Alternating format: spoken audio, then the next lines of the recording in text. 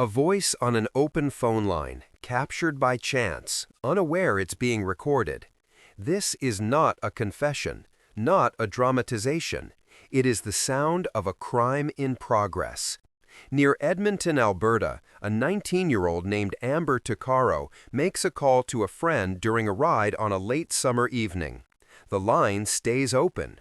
Through the thrum of road noise and the steady tick of a turn signal, a man's voice emerges, calm, unyielding, and smooth as glass. He repeats that they are not going to the city, steering her exactly where he wants to go. This is the sound of a life being calmly guided off course. 2 years after she vanished, her remains were found in a field, confirming the fear that was already trapped in the audio. Investigators later released a brief segment of that call, hoping someone, somewhere, would recognize the clipped, repetitive cadence. What chills more, a boast made after the fact, or the serene voice of a predator in the moment? In a world of open lines and pocket microphones, a single stray connection can become the only record that remains. The creepiest true crime fact is not the story told later. It is the unguarded moment we accidentally capture. Directions can be fingerprints you can hear.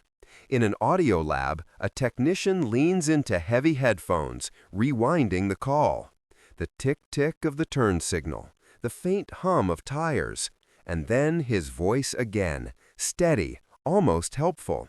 You are going to Nisku. Forensic linguistics hears more than words. It hears a prairie lilt, the casual certainty of a local pointing the way. Audio forensics times the blinker, notes the brief scrape of gravel, and identifies an engine that sounds mid-sized, not loud or tuned. Geoprofiling plots a turn away from the city toward farm roads and quiet service lanes. The Royal Canadian Mounted Police asked the public to listen not for rage, but for routine. For the cadence of a neighbor giving directions, the tone of someone telling you which exit to take, never raising their voice. For Amber, that ordinary sound is the only trail she left. And that is the true chill.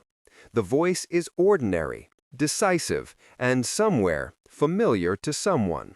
The kind of voice you hear every day, until one day it's the last thing you ever hear.